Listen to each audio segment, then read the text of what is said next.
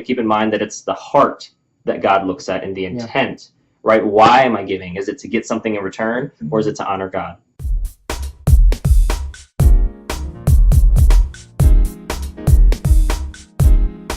Hey, this is Lance McGowan, and I have my friend Tanner Fergard here, and today we're covering part 14 of our Financial Stewardship Academy, exclusively available on YouTube. And today's topic is all about, is accounts receivable an asset or liability? And the answer will depend on who you are. When it comes to Financial Stewardship Academy and getting well, paying off your consumer debt is going to be extremely important, but is the accounts receivable part an asset or liability? I mean, this is not an accounting class, but this is important to know with regards to who's paying who and what is one considered the other, you know? So let's start with God's word, though. So keep out of debt and owe no man anything.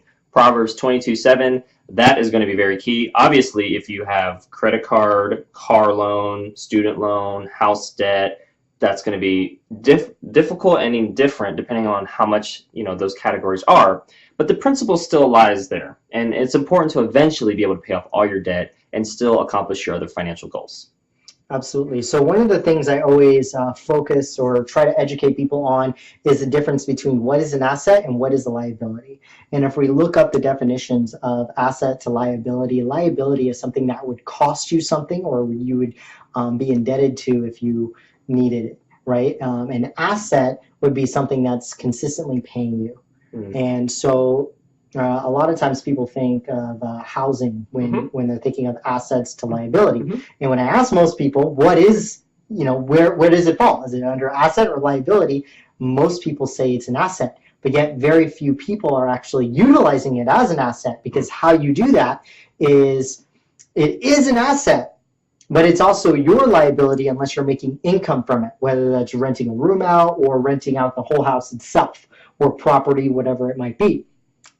If you are making money off of it, then it is now an asset to you. And that money you're making off of it has to surpass the expenses of that house from a property tax, Yes. from a utility, from a mortgage standpoint, right? Absolutely.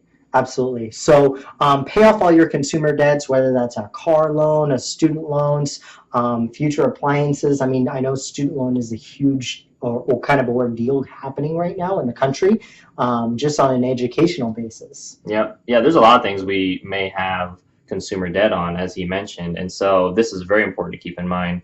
Another thing is to increase your savings to 3 months living expenses, or roughly about $6,000. And this is kind of the next milestone of moving towards that, you know, $1,000 emergency fund, then 3 months, you know, or 1 month, and then 3 months, and then 6 months, and then, you know, just keep moving on up and really kind of building that savings snowball, as we're going to call it, right? You get a savings snowball, you almost want like a investment snowball, and before that, you want a debt snowball. And it's important to kind of think about the timing of all that too.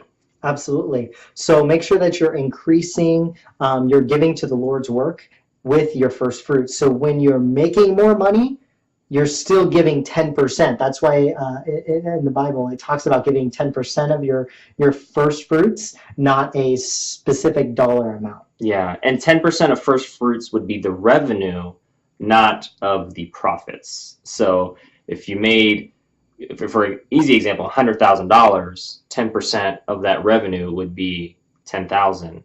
And so after taxes and expenses, maybe you only keep 30,000 of it, maybe, I don't know, or 50,000, but you're not going to give 10% of that 50,000 profit, you know, so that's shorting God, right? Absolutely. And so, but it's also important to keep in mind that it's the heart that God looks at and the intent, right? Why am I giving? Is it to get something in return, or is it to honor God? Yes. You know, is it to give selflessly because he's given so much to us, or is it because I'm just selfish and want to get my just due rewards, right? Yeah. So trying to get that crown in heaven or something, you know, like what are we trying to do? So we got to really look at that, and that's important to keep in mind. The next steps are pretty simple. Just comment with the date completed of these particular boxes to check off and your destination celebration. So it's always important to celebrate what you've accomplished and make sure, ideally, maybe there's somebody that you have accountability partner that you can celebrate with as well. And that'll just make it that much more rich and a great experience. Well, that's all we have for today. You can save 30% off of our Financial Stewardship Academy webinar by using the discount code FREEDOM in the description below. Make sure that you click the like button if you got some value out of today's video, and tap the share button if you know of somebody that could benefit from this financial education. And we'll see you in the next video.